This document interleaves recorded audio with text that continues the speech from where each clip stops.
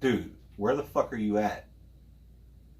You were supposed to already be here, and you've been supposed to be in here for the past 3 videos.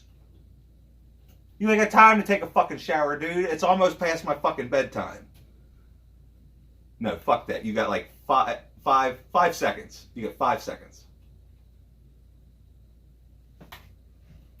Dude, what the fuck? Yeah, I ain't got time for your bullshit. Oh shit! It's Drewski McGillicuddy's 10 underrated horror remakes. With special guest Chad Ashbrook. Like, I literally did not say one thing about that movie. Alright, shut up. No, seriously though, did you not notice that? Okay. I mean, you know, it's your channel and everything. Alright. If I'm your guest. Alright. Now you're going to make it weird because you're not even going to want to talk. Hey everybody, it's Drewski McGillicuddy, and this is my best friend Chad, and he won't just let me make a fucking video. Dude, you didn't delete the first one. He's already 3 days fucking late. I had to pull his ass out of the shower. He pulled me out of the shower. I've been practicing witchcraft. Yeah, and he didn't pull my arm. We'll cut that out. We're going to talk about 5 underrated horror remakes between the two of us. He's got his 5, I've got my 5. So I'm going to start, and then he's going to do one. And then I'm going to do one, and then he's going to do one. And then I'm going to do one, and then he's going to do one. All the way. They get the point. There's going to be 10. There's going to be 10 movies on this list. So get ready. All right. So let's not waste any more time. My number 5 is from 2009. Hopefully, I had my secretary write all this stuff down.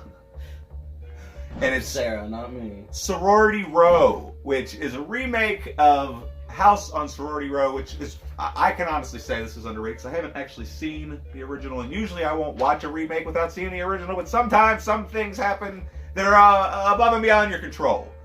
So I watched this relatively around the time I worked at the theater, and I've only seen it once, but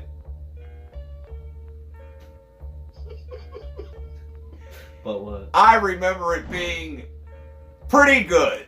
The kills were cool. The killer was cool. They had the 4-way like to change your tire with, except they had knives on it or something. Have you seen it? No. You've never seen Sorority Row? I haven't. Well, I'm not gonna spoil it's an this, underrated, but there's a couple in there. 2000s slasher movie. It's like a whodunit, kind of like Scream and I Know What You Did Last Summer. First, I guess I Know What You Did Last Summer wasn't a whodunit. But yeah, Sorority Row, it's not as bad. It doesn't deserve a 5.1. It has a 5.1 because, yeah, we had the secretary look up the IMDb scores to make sure that we're not, crazy. Because apparently nobody likes this movie, but I like it. I think it's all right. I think you should check it out. And you should also start us off with your number 5, Chad. So my number 5 is The Omen, which came out in 2006. Excellent choice. Which Drewski here reminded me it was actually June 6th, 666. And I put that because it seems like the original is regarded as one of the best horror films ever, but the remake just kind of bombed, and no one really talks about it anymore. They want to compare it to Gus Van Sant's Psycho, but no, it's like they used the same script, but I feel like they should do that sometimes. But I liked all the performances except for Julia Stiles, even though she wasn't terrible. I just don't think she was the right actress for the role. But Lee Shriver was amazing. I think everyone did good. I think Damien did good, whatever that actor's name is. And the priest. And the IMDb rating is 5.5 on that, which is pretty bad for The Omen. So yeah, that movie is at least a 7 and something. I haven't watched it in a long time. And the original is, if you watch it, it just has that whole, you can tell it's old, just the camera work and everything. The new one's really got a good, up-to-date, contemporary style to it. Plus, I like the way it starts out with kind of the biblical revelations going in on today's. You have to see it to know what I'm talking about, but yeah. Yeah, so definitely a good choice. I don't know why everybody's got to. I mean, shot-for-shot remakes aren't always a great idea, but I think Psycho. that it is a good example of it done properly, because like how they did change the camera techniques and the way they shot everything, and the CGI for the part with the decapitation. If that, I don't even know if it was CGI. I don't even know. All right. Anyway, we're gonna move it along. Number 4 pick. Chad hasn't seen either one of these movies. But number 4 pick is the 2011 remake of Straw Dogs, which is kind of a Last House on the Left type horror movie, where it's like a very realistic, could happen to anybody. The first one had Dustin Hoffman, and he went to the English countryside to work on his novel. He's working on that novel? Or was he a mathematician? Working on his mathematician stuff. I can't remember. But that one, I actually like the remake better than the original, because Dustin Hoffman comes off as kind of a puss in the original, and you know, and there's something slow about it. Like once it picks up in the third act, it's really good, but it's just, I don't know. But there was something about the remake that I just enjoyed. I like how they did the Alabama setting, and I think that one's the one where he's a writer. But it's got Cyclops from the X-Men, and it's got Peter Sarsgaard from True Blood? Oh. Yeah. So, yeah. And his wife, her friends, or she grew up in this town, and her ex-boyfriend's doing construction on a house. One thing leads to another, and there's some stuff you don't need to know. You don't need to know. But this movie is pretty suspenseful. It's kind of nerve-wracking, too, like especially if you put yourself in the situation. But you haven't seen it, so we can't talk much about it.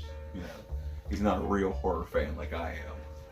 I seen Reanimator before you. Oh shit! Get the watermelons. But no, my number 4 on the list is Quarantine.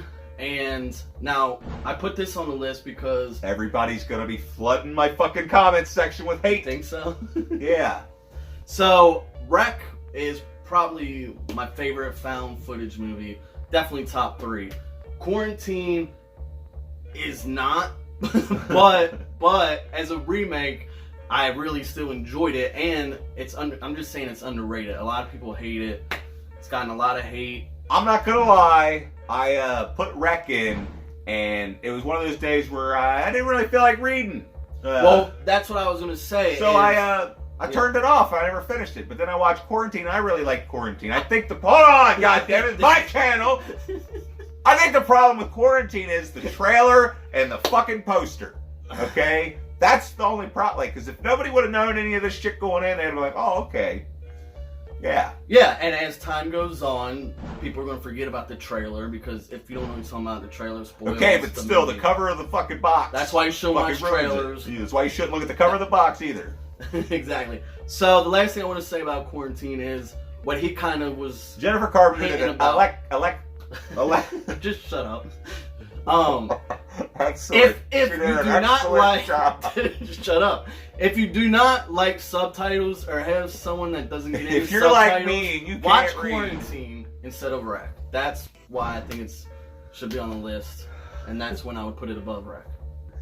Okay, wait a minute. We forgot to say that Straw Dogs had a 5.8, which isn't all that bad. I mean, it's under a 6, but yeah.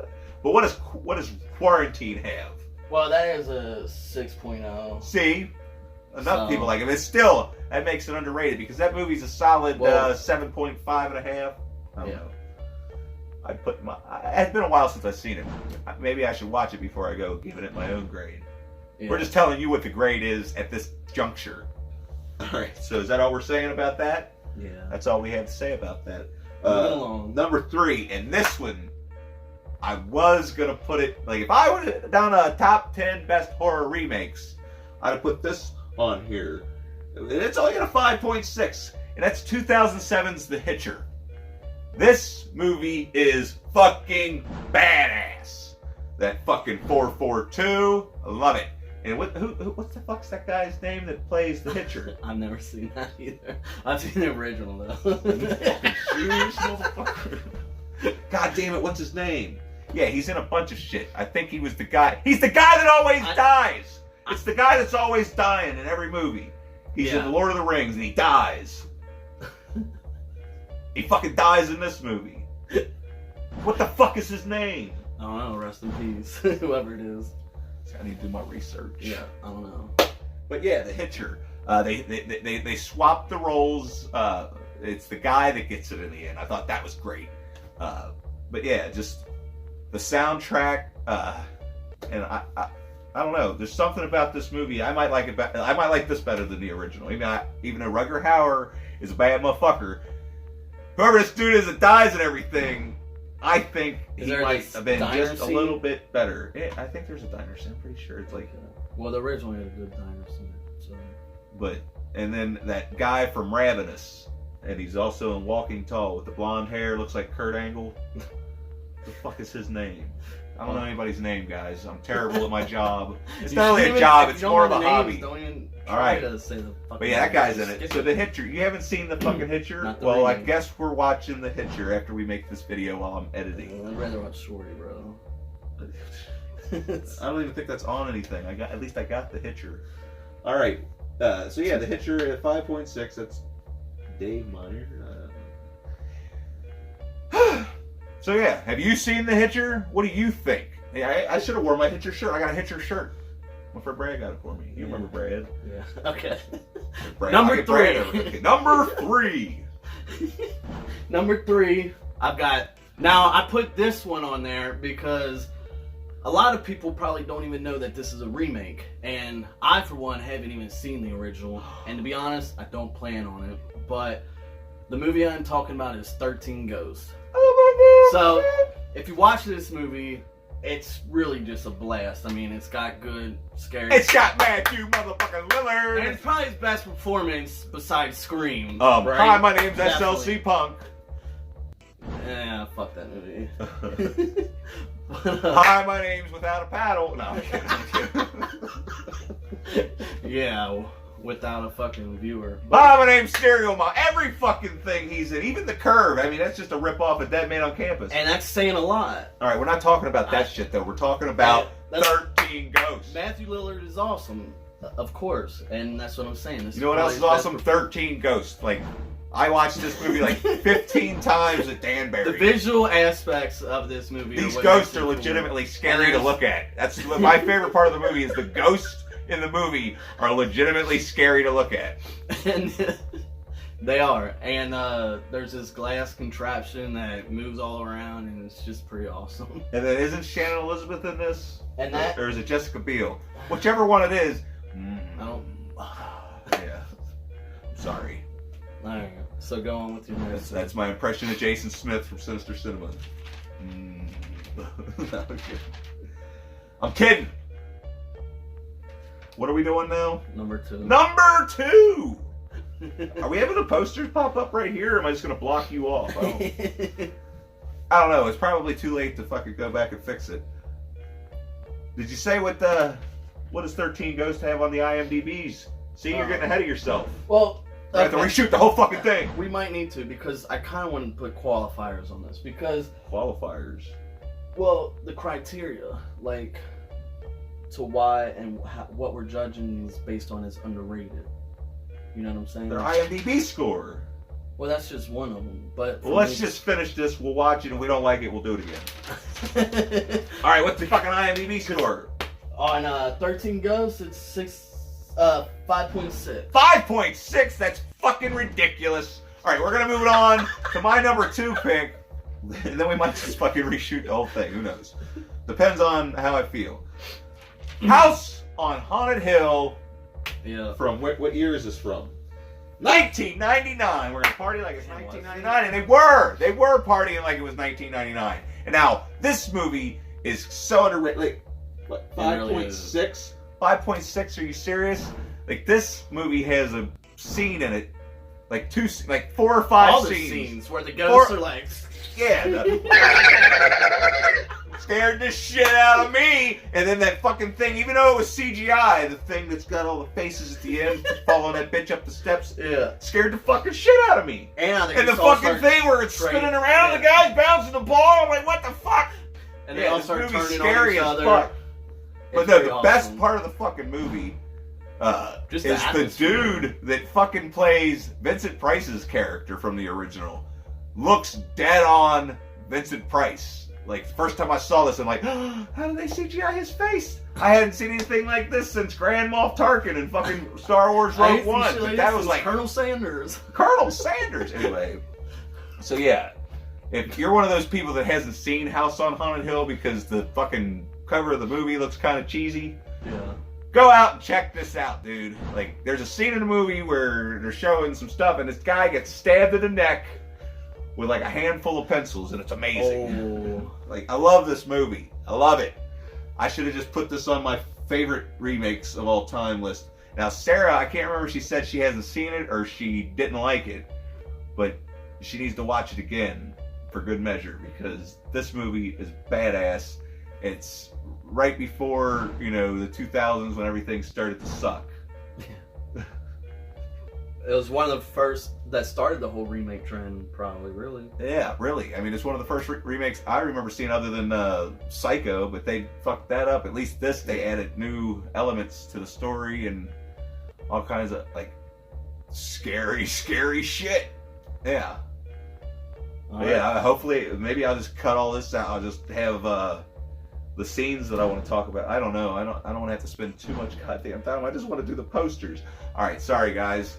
Maybe I'll do that when I do the House on Haunted Hill review, which one of these days I'm going to start doing reviews versus remakes. That'll be fun. I think it'll be really fun.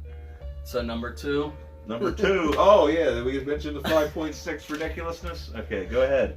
Go ahead and do your thing. Alright, so my number 2 is one of my favorite movies, if not my favorite movie while growing up. So I put this in here because this actually got good ratings and good critic reviews. But I was pretty geeked for this movie coming out, and I remember when it was coming out, I was kind of nervous that it was going to be terrible because a lot of remakes are, and I didn't want them to screw this. Make a long story short. After you talk for 5 hours. Anyway, to make a long story short, oh yeah, and it also has Colin Farrell in it, and he's one of my favorite actors. I know what movie he could say. But he's chosen some bad roles, so I was like, oh crap, is this another bad role he's gonna choose? And that movie's Fright Night, the remake. And just real quick, Anton Yelchin.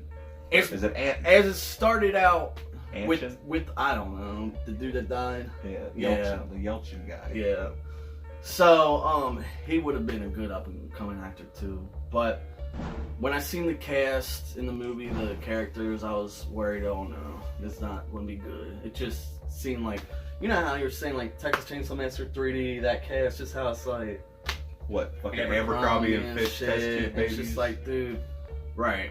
But it ended up being really good, and that's why I've got it number 2, so... What movie were we talking about again? No. I took my medicine before. Clockwork Orange. Oh yeah, Fright Night. Yeah, it's got McLovin.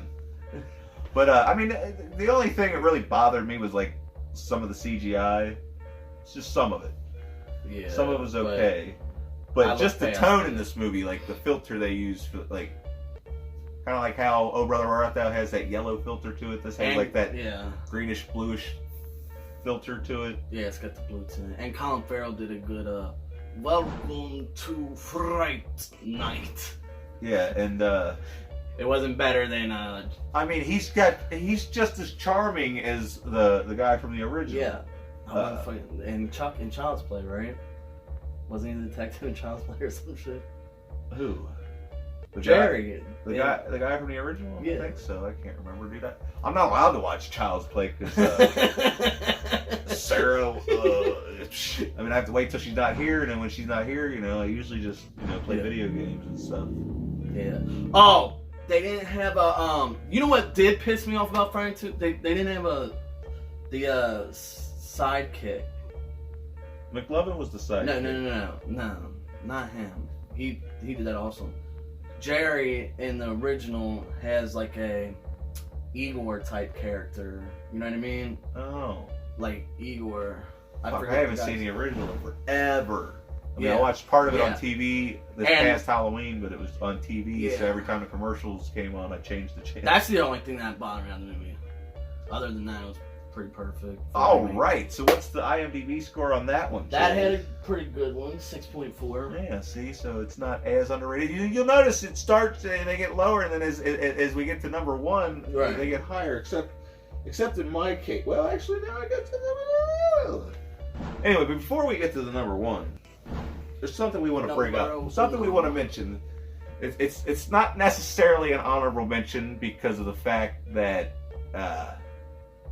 Why is it because of the fact of? Because of the fact that it's so different from the original. Yeah. Like, all it does is share the same name and then, like, the aesthetic, I guess you could say. And that's... Did she even write it down? She was supposed to write it down. Maybe that's what she meant to write down. It's from 2009. Maybe it's... If you know in the comment section, let us know what year. Yeah, man. House of Wax, starring Paris Hilton. And I think that's what rubbed people the wrong way about this movie, honestly. Because this movie is fucking awesome. I loved it. I loved it. Fright Night might have been when she's sticking her finger up through and he cuts. Oh man! And then when he glues her mouth shut. Oh man! And then when Paris Hilton gets that pole through her head. Oh man!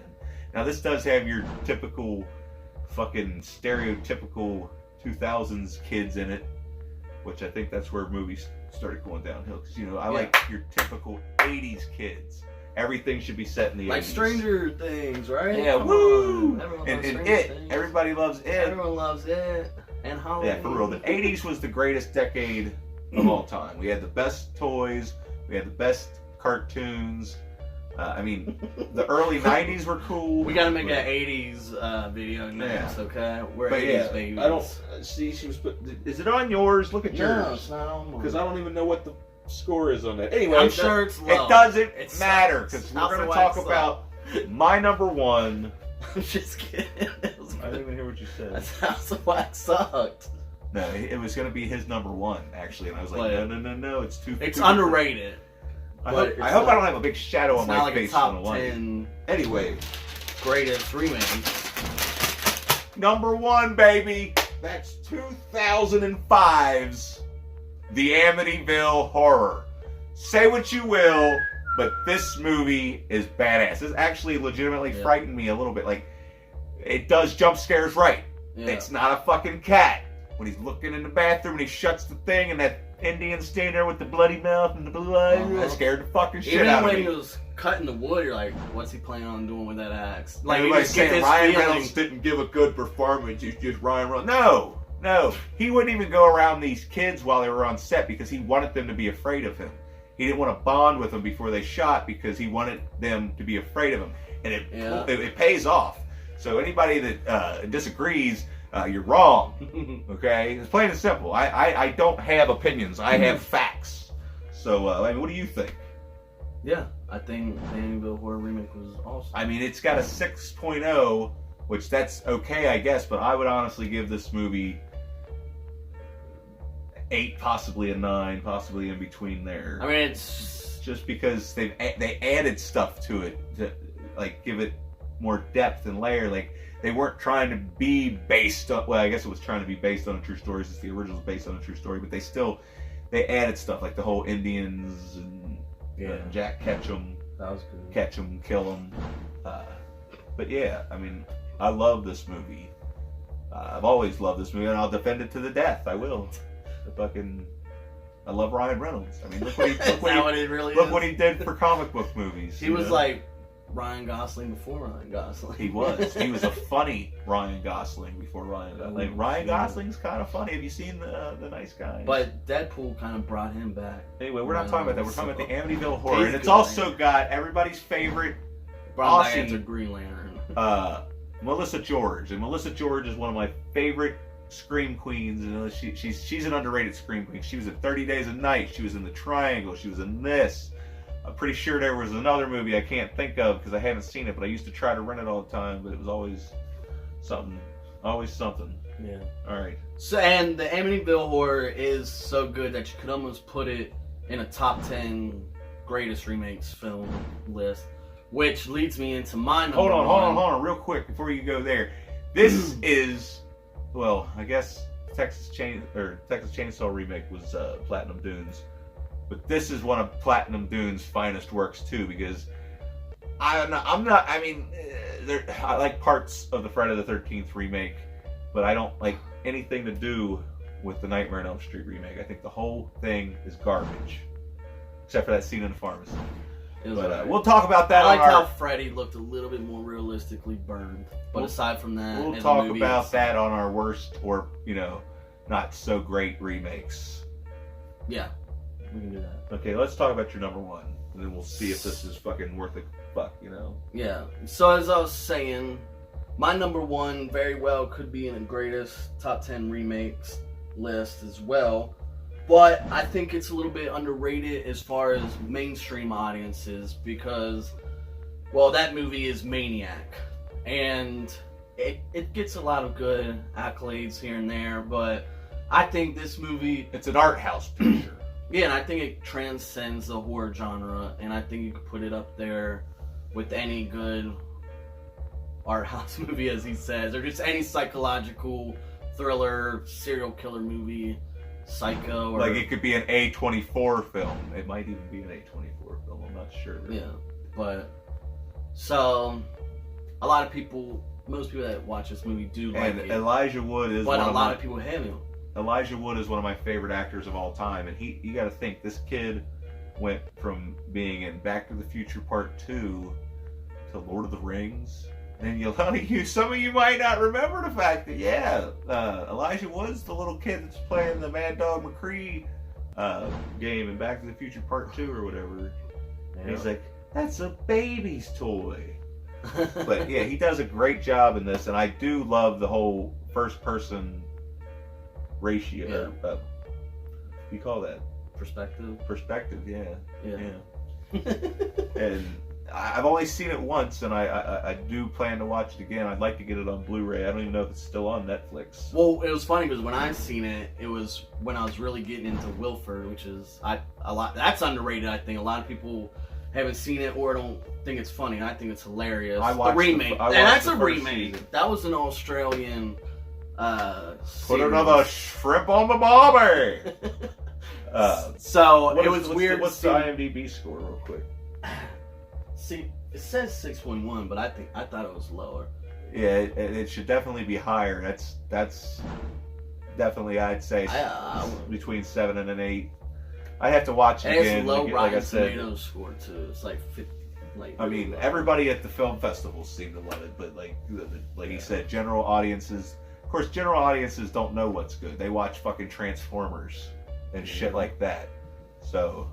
And Transformers is overrated, and Maniac is underrated. Well, I don't know. The Transformers have some pretty fucking low Rotten Tomatoes and IMDb scores. Well, that's why there's different quality. But hey, Bumblebee looks good. I don't know if anybody's seen the trailer for Bumblebee, but hey, we're not here to talk about that. We're talking about Maniac. Oh, I didn't do my fuck it. I didn't do my our both honorable mention. It wasn't an honorable mention. We just had to bring that up. I know, but that wasn't.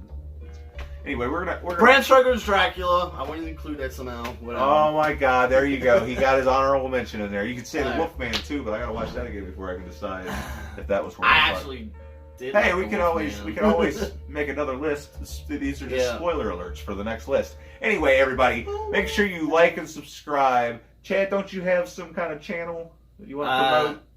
Not really. It's just him playing the guitar and talking about how Donald Trump. Never mind, I don't want to. We'll cut that out. Bad boys, what you gonna do? What you gonna do when they come for you? Bad boys, what you gonna do? What you gonna do when they come for you?